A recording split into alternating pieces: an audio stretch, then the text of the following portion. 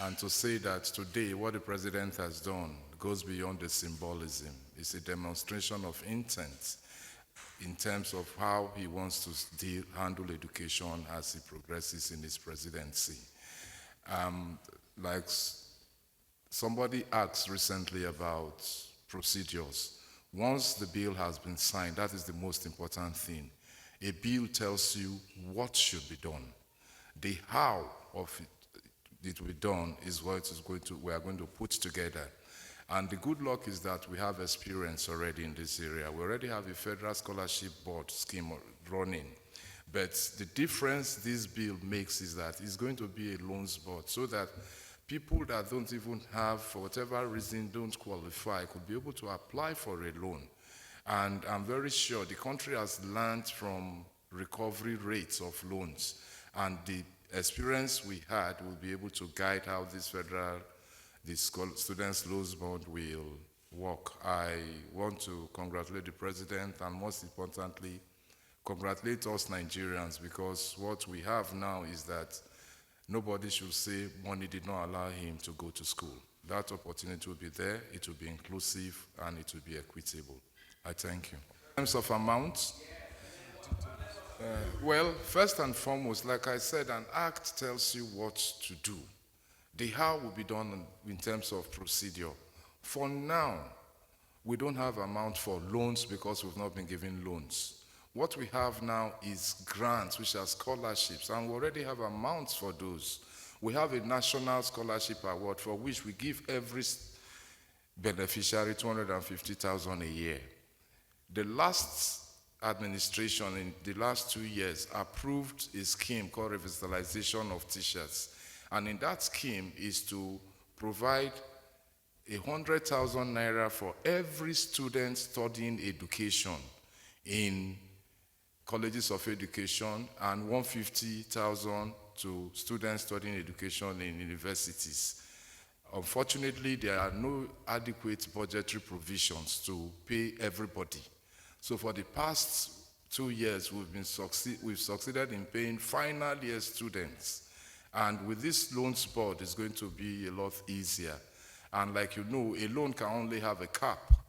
That if you are looking for a loan for first degree, you can't get more than this because we have to think of repayment in terms of your ability to repay and the number of years it will take you to repay. It's not going to be, so to say, use bankers' language, it will be an interest-free loan. It's not a loan that you say you pay any interest on, no. Thank you. And I think this is where members of the press need to help us. We have a constitution that says education, secondary is on the concurrent list. Primary is completely local government level. But federal government cannot fold its hands and watch the other levels degrade. And that is why we have a UBEC that takes care of the first 9 years of school. We've had issues with UBEC in the sense that what UBEC says is federal government is bringing X amount, state government bring this amount. A number of state governments were unable to do that until the former president negotiated or discussed with the governors and said, look, you have some refund from Paris Club. Let's put this as your UBEC contribution.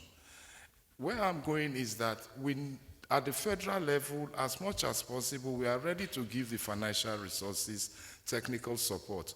But the state governments too should also be ready to match us, even if it's midway. We continue in that sensitization, we continue in that moral suasion to make them do what they are supposed to do. But of course, like you know, in terms of even secondary education, we also have our own unity schools for which we are 100% responsible for, and we are providing that layer of education. So for us to make the state governments and local government do the same is to continue doing sensitization, talking to them, getting their buy-in. In a democracy that we are in, you can't force anything down the throats of states and local governments. A few minutes ago, the President, His Excellency Bola Ahmed Tinubu, signed into law the Students' Loans Bill. And that Students' Loans Bill, you all know what it entails, what it connotes, the meaning. This is a promise made during the presidential campaign by the then candidate, His Excellency Bola Ahmed Tinubu, that he will bring back the issue of the student loans issue onto the front burner. And today, that promise he made has been kept. He has just signed that bill into law, which henceforth will allow or enable our indigent students to access the federal government loans to fund their educational pursuit or career. And this is how it's done in other developed climes, other developed societies all over the world. So this is a boom to our youths, to our students nationwide.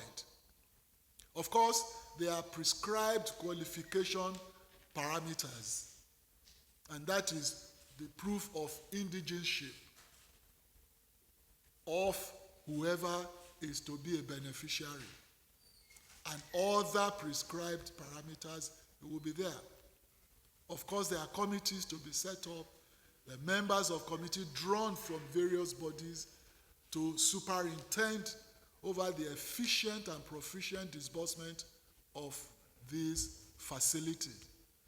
So, once again, I'm sure you get the video clips of the president signing the bill just a few minutes ago.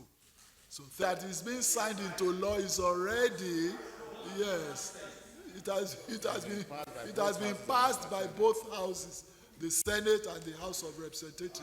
So it's just for it is when the president does not sign that it goes back into the National Assembly. But exactly. But that is procedural. Yeah, the bill takes effect immediately, but the procedures will be worked out, the committees to superintend and all of that are spelled out. It's tertiary.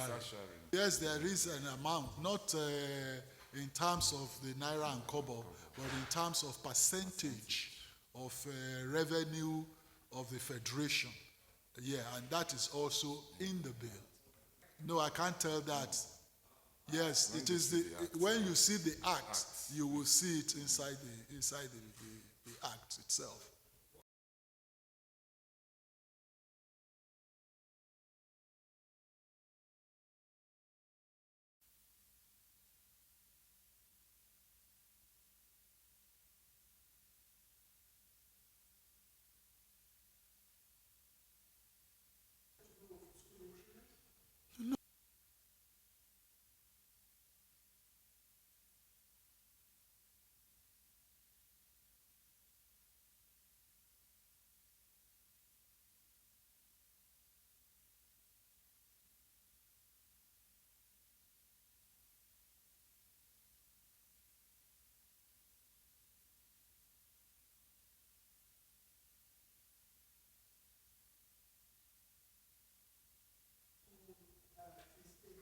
Tell them.